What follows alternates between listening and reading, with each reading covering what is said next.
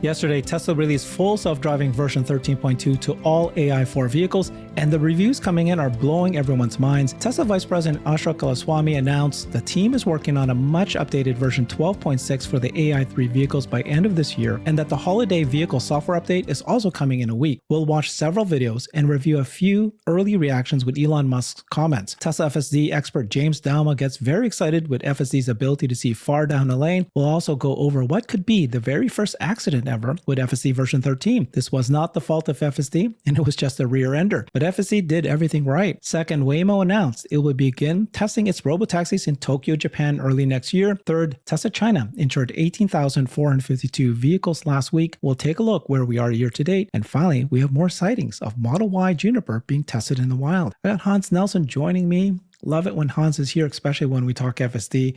Welcome, Hans. Thanks for having me, Herbert. Okay, so you've seen this, lots of videos coming out. Early reviews are pretty amazing. You've got Ashok Elluswamy posting this yesterday. 13.2.1 is now rolling out Y to AI4 customers. I wanted to ask you also why 13.2 is rolling out. He was saying 13.3. That plus the holiday vehicle software update is coming within a week. Teams working on a much updated 12.6 for AI3. So it's not the 13.2 for AI3 some people are hoping for, but it's a much updated 12.6, which is different than the current branch. By end of this year, Merry Christmas. Shrihari Sampath Kumar also works at Tesla AI, and he said FSD holiday update is cooking, and the team is pushing to ship this to AI4 and AI3 customers in the coming weeks. So that's weeks he put, not just next week, so it's coming. And Tesla Scope validated, confirmed that this wave of full self-driving is now coming out to AI4 vehicles, the largest to date. And I'm getting friends left, right, and center. They're getting it.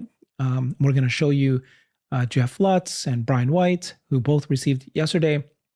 This is the fifth wave in less than 48 hours. So we suspect waves will continue until most vehicles have been moved over by this weekend, early next week. This is Tesla Scope saying that. What's your thoughts on that, Hans? Yeah, I mean, that certainly seems to be the trajectory that we're moving towards, and it's exciting that this is rolling out. Obviously, everyone has been clamoring to get their version 13, whether they have hardware 3 or hardware 4.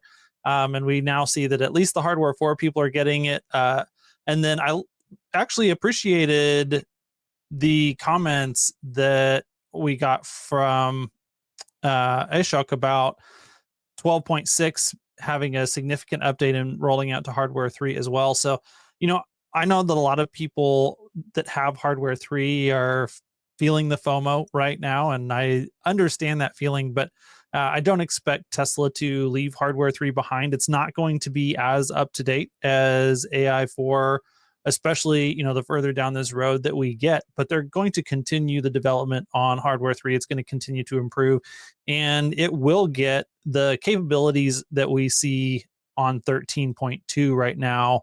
I believe that those capabilities will come to hardware 3 eventually. It will require some patience, but that doesn't mean that we're not going to have meaningful improvements in these 12.6 updates eventually, probably moving even beyond that as well. And those are things that the team can do.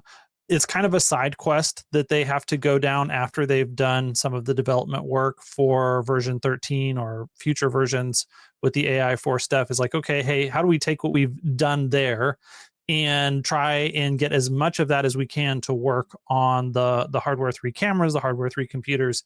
And that is something that they will continue to do at individual points along the journey. It's not going to be something that they're doing all the time, but it is something that they will do.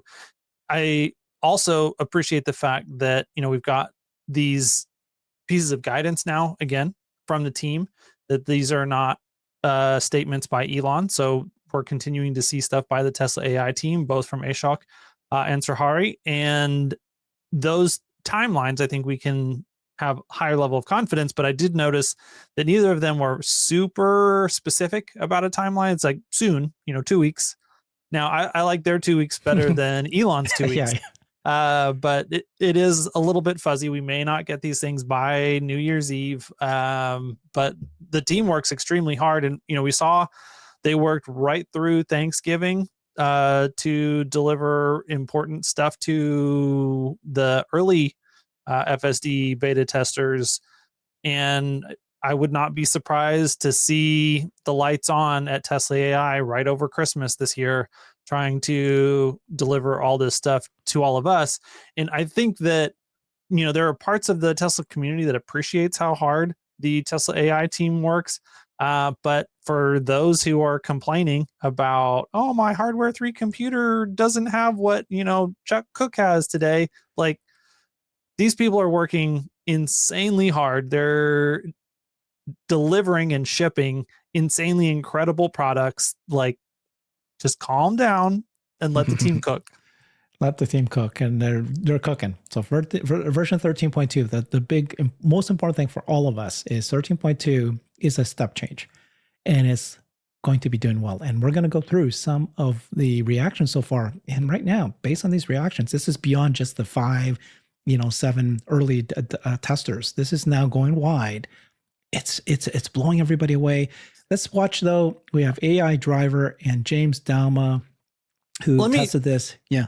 Let me, sorry, just real quick, go back to answer the question. You said, why 13.2 now instead of 13.3? So there's 2 possible interpretations. One of them is that the reaction of the 4 OG beta testers to 13.2 was so good that they felt like this is actually ready to go wide.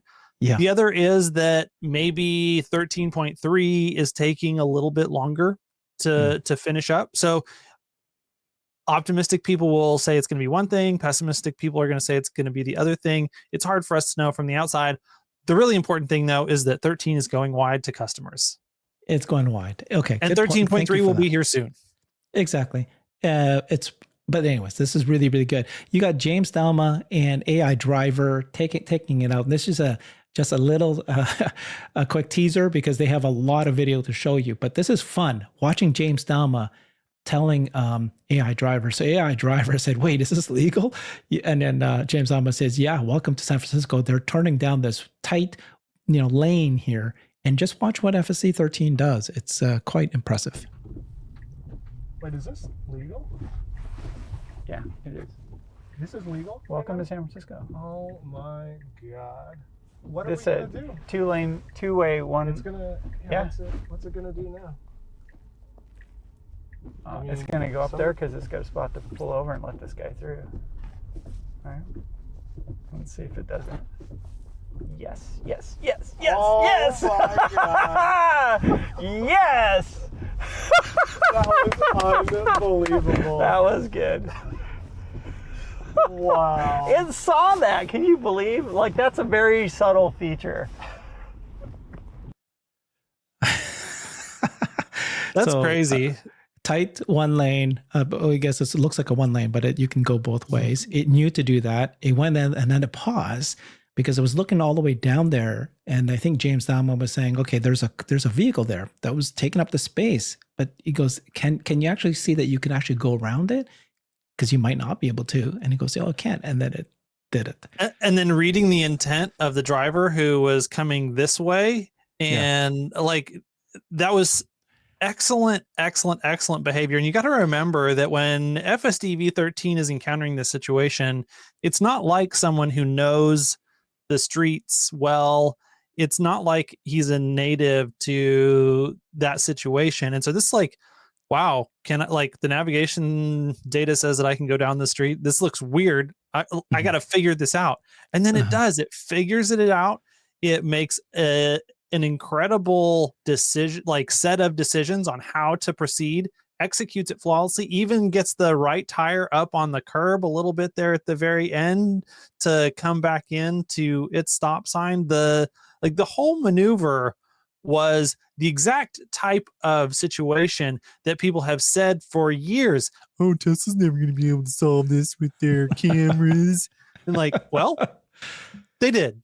And it's going to keep doing stuff like that and more. We're still this isn't even the final version of this is the worst that FSD software is ever going to be moving forward. And it can already do these types of things. It's getting better so fast. I mean, it's just astounding what the team has been able to accomplish. And James was pointing out that it was able to see very far down the lane. That's far. That wasn't that close, right? I mean, we've talked about this a little bit, that one of the things that version 12 started to do very well was short range planning. It got really good at, but then anything that was going to take you 5 to 10 seconds or more in order to get to that situation, it struggled. It, hesitant and flip-floppy, changing its mind, not sure how to proceed. And those scenarios have just gotten dramatically better with version 13, that it knows what it's going to do when it gets down the road 10, 20, 30 seconds from now, way better. And because it knows what it's going to do at that point in time, then it's able to navigate from here to there much more smoothly, much more confidently, and much more comfortably for the humans, and much more safely, because it's able to communicate its intent, not only, to the person who's in the driver's seat, but also to all the cars around it. And so all of these things have really improved as a function of that better long range planning. And then we still have not even increased the context length by that 3 times. So like, it's already way better at medium to long range planning, and it's about to get way better than that again. I love it. Okay, let's move on. There's a number of reports. Most people who watch this channel know Jeff Lutz. We interview him quite regularly. He received 13.2 yesterday, one of the early people, and he just can't stop saying how great it was. Literally, he DM'd me, no, I'm not kidding you, 5 times. This is so good. And I'm like, stop, dude. Kept telling me how good it is. 13.2.1, wow. I felt like I was controlling the car with my mind. It did everything I wanted to, the way I wanted it to. I don't know how to describe it other than I think I'm done with human driving. I was already having FSD do 80, 90% of my drives before on version 12.5. This feels like it closed the remaining gap. Last year was only about 30% of my drives on V11. I think the progression is important to describe. With 13.2.1, you feel the reduced latency and improved performance by more human-like acceleration, slowing down, merges, turns, except it's perfect every time. Humans are not perfect. In 3 drives in, I'm 3 drives in, more testing to do. I'm sure there are edge cases to encounter, but this goes beyond any implicit bias. It's meaningfully better, and we know there are more enhancements and features on the way. Good job, team. Can't wait for more to be able to try it themselves. Elon replied to him saying, try the latest, or forwarded his post, try the latest self-driving software. It will blow your mind. And our good friend Brian White, also on this channel regularly, he got version 13 last night. He stayed up late. His first drive, and Brian, he's been very critical of FSD, very critical for so long. Got it last night, immediately downloaded, went for a drive, and here we are. It is amazing. All the little problems fixed. Maybe not all, but 90% of what was left to fix. Just wow. And Elon replied to him, and it only gets better from here. He goes, well, I'll be. How about that? So Brian is, he deserves that. He got it. And even he is very, very excited about the tool, the software. What do you think? Yeah, I mean, we've gotten to talk now to all of the original beta testers. They've all said similar things to this. And this was one of my big takeaways when we did talk to Omar about it, was that specific point that Jeff made about it. It just feels like you're controlling the car with telepathy. Like you're not even, like it's got mind reading capabilities, that it knows how to drive exactly the way that you would drive in that situation. And it reacts to things even before you can react to them, doing exactly what it was that you wanted to do in that situation. Just like, do you need to intervene when the car reads your mind and does the exact thing that you wanted it to do anyways? That is exactly how it should feel. And there's a magic quality to that experience that I'm excited to finally have once I have version 13 on my car.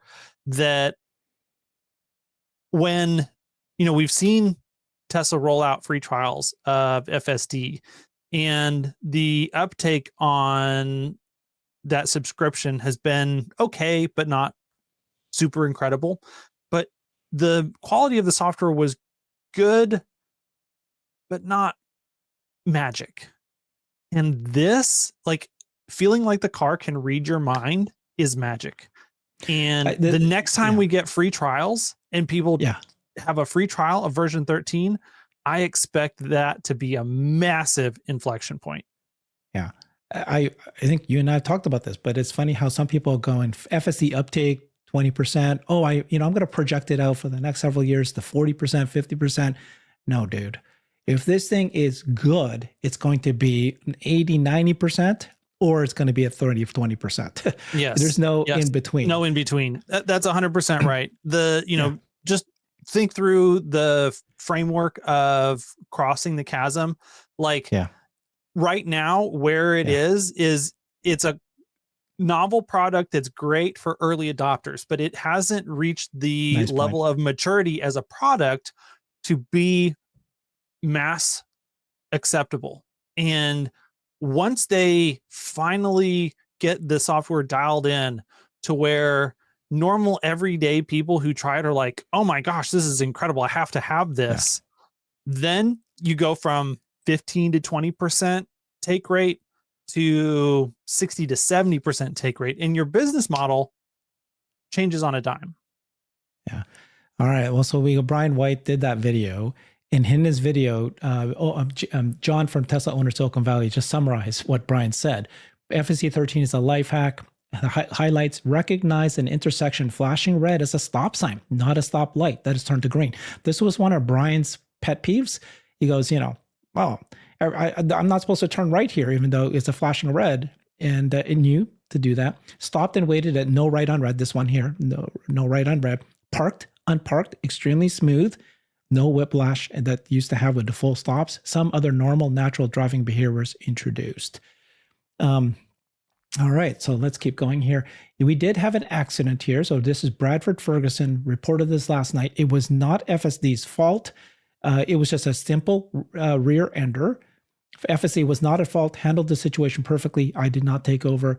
Got rear-ended when traffic suddenly stopped ahead of me. The Tesla came to a perfect stop, exactly how it would have done it. Yeah, but when you watch this, it didn't look like that Bradford's car stopped suddenly.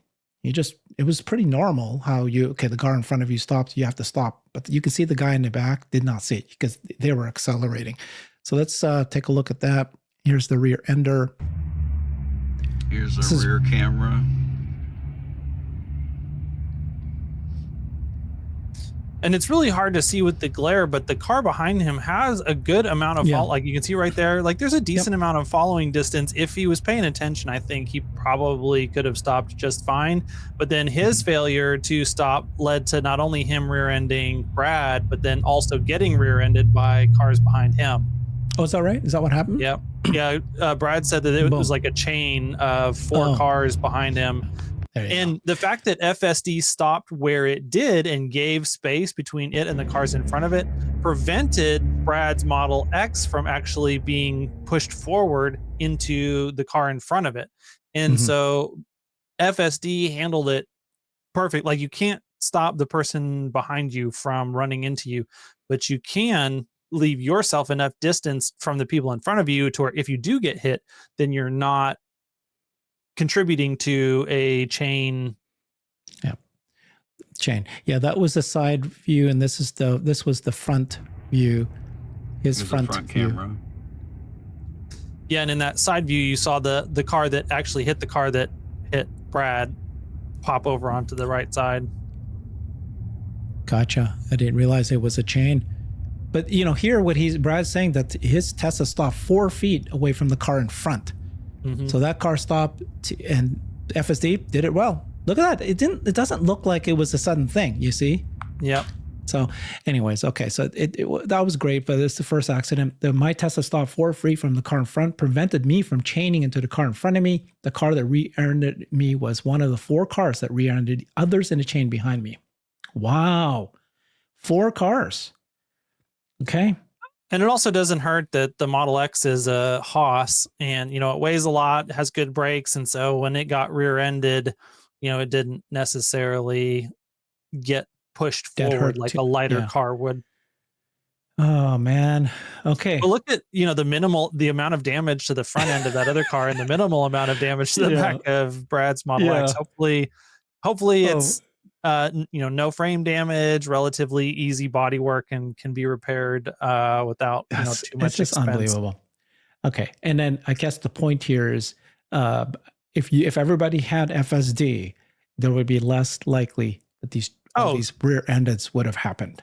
Yeah, I guarantee, and with the sun behind them, FSD 100% would have seen that coming, would have slowed down, would have prevented that, and probably would have signaled to the cars behind it that it was slowing down early enough so that they didn't even hit him either. Interesting. Just paying attention. Cool. All right. So that was that happened. So other news here, Waymo is beginning testing in Tokyo, its first international destination. So this is Google-owned. Waymo says it will begin testing its robotaxis in Tokyo, Japan, in early 2025. The move marks the company's first step toward international expansion. Waymo is not yet committed to starting commercial operations in Japan, but has locked in development partnerships there with taxi operator Nihon Katsu and taxi hailing app Go. So they've partnered with these guys. They're going to start testing it with human drivers first. So let's see.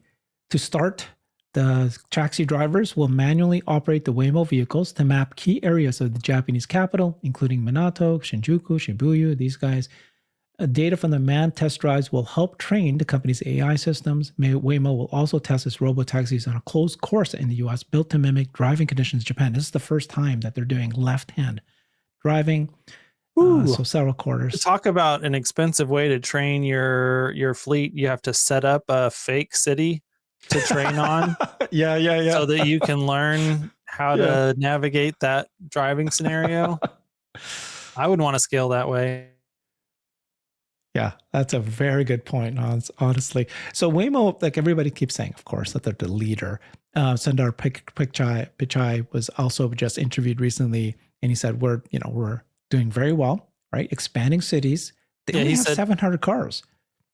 And he said Tesla is a leader in self-driving. At first, I saw it reported that he said the leader. And when I went back and listened to it a little bit closer, it's kind of hard to tell, but I think I repeated it twice. He did end up. Yeah, I repeated 2 or 3 times. It's a leader, which is still great. But he's admitting that we're there. But my point is that Waymo has 700 cars, and now there are multiple cities. I made a joke yesterday because one of the audience members from YouTube wrote this as a comment, and I thought it was so funny. He said that the leader in robotaxi rides right now for paid robotaxi ride is Disneyland. Yes, they're limited to us, confined geographic area, but wait till they scale. Yeah. Right? That's actually a really funny point and true. It's so funny. Oh, God. Okay, let's go to China. You got Tesla China sales. This is really important for those people who still care whether or not Tesla will hit their goal of slightly better than last year, which is 1.8 million cars. Tesla sold 18,452 or insured that number of cars in last week in China. And so you can see here, we've been looking at this quite regularly with you, Hans. You can see in December 9 to 15, 18,452. If you look at this table here on the 2024 year to date, we're at 620,000 sales in Tesla China. Last year was 575. So we're ahead of last year. But we needed to see a little bit higher than that. We'll take a look. Is it enough to cover the miss from Europe? Tesla Chan said a little short of enough. And then Roland Percher, he does a great job. He reported as well. This quarter is 10% higher quarter-over-quarter from last quarter, 15% higher from year to year. And year to date, it's about 8% year-over-year higher. Highest 11th week of the quarter. So better than last year. We've been following this chart that he provides quite closely. The pink line is the 4th quarter of 2024, which is now. Here we are. And the blue line is the 3rd quarter. But if we look at the green line, that was last year's. So we separated away from last year here as the quarter ends here.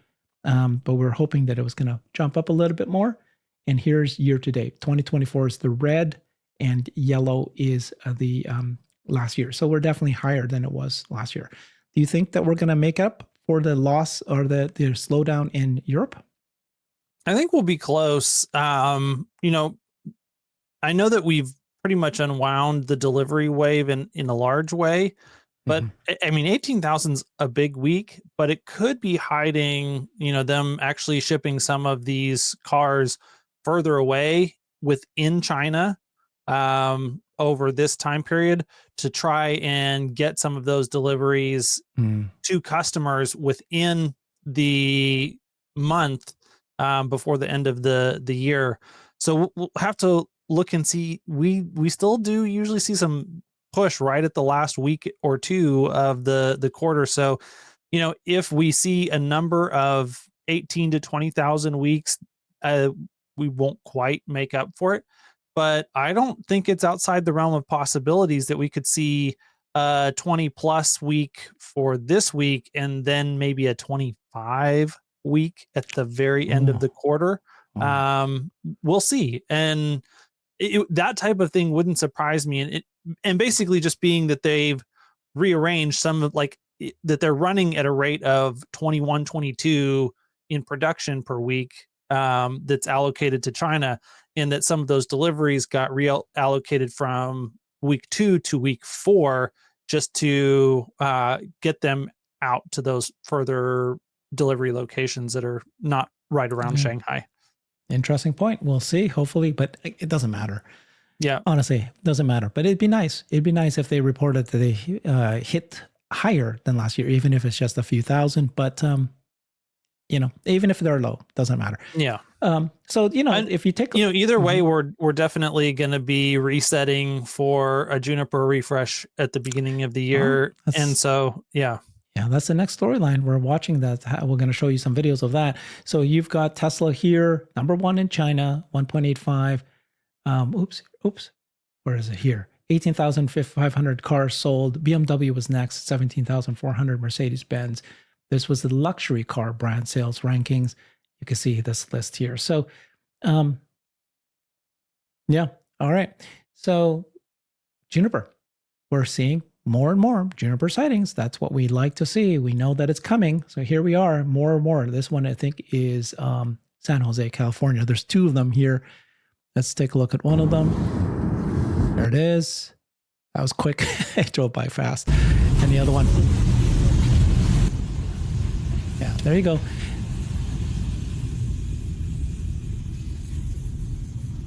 Yeah, I mean... You know, based on the bonnets, you know, what they have covered up, you pretty much expect it to be exactly like the Highland refresh of the Model 3. You know, you've got new tail lights, you've got the modified front end grille, and then probably all the same updates to the interior of the Y that we've already seen to the Model 3 as well.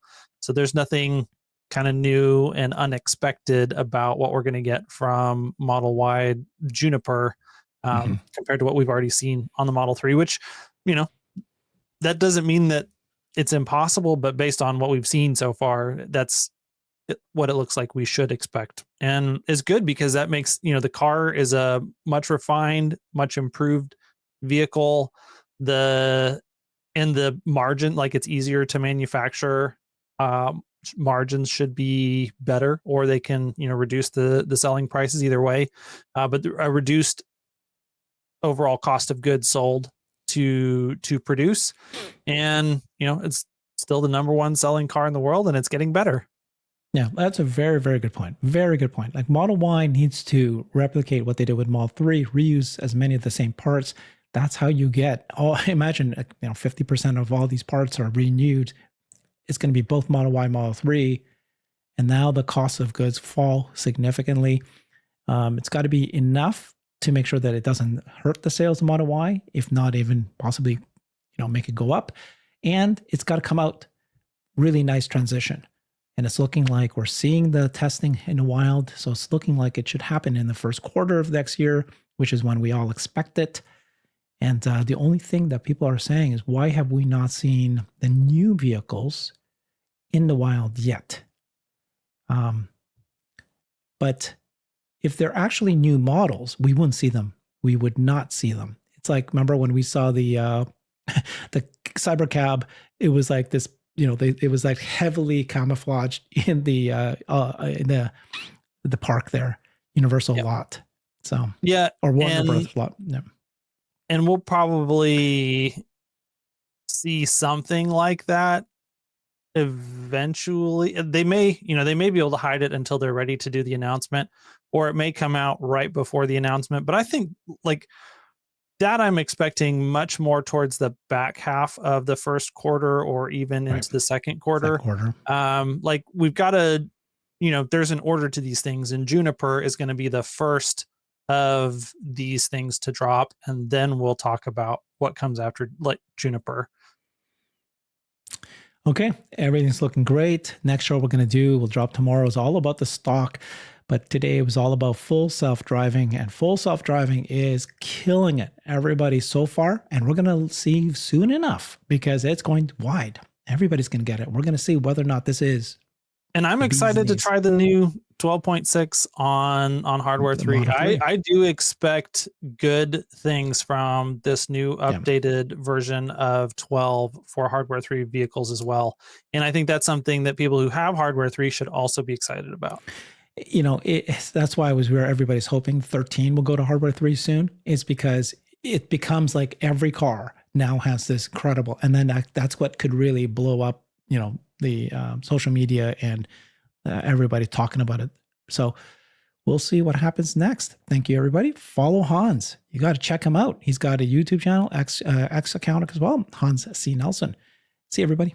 Bye-bye. I've created a website that is the most comprehensive resource for the Tesla investor. Please check it out. Simply go to my website at herbertong.com.